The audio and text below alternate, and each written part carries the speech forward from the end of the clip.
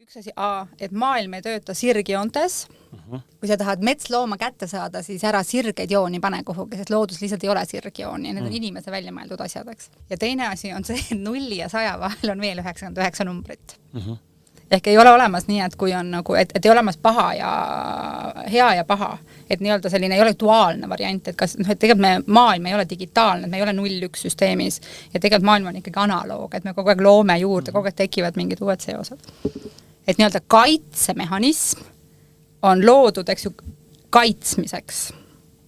Hirmu tunne on ikkagi selleks, et meile nii-öelda tähelepanu pöörata sellele, et midagi on potentsiaalselt hirmutavat, eks ju, mille eest võib-olla peab kaitsma.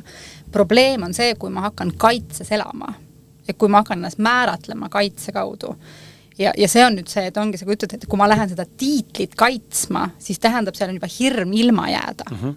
Eks ju, ja seetõttu ma arvan, see on iga asja puhul on see, et nii kui ma hakkan nagu mingit asja kaitsen, no see sama, ja tegelikult peaks minema nagu, ja see on jälle see, et küsimus ei ole, ma ei räägi mingist ideaalist, vaid tegelikult on nagu see, et kas ma teadvustan seda, et see on uus olukord praegust. Et tegelikult võiks olla sama, et kuidas ma saaks teada sinu loost, on küsida seda, kes sa, nagu mõttes, kes sa täna oled. Et ma luban sul iga kord esitledagi uut versiooni.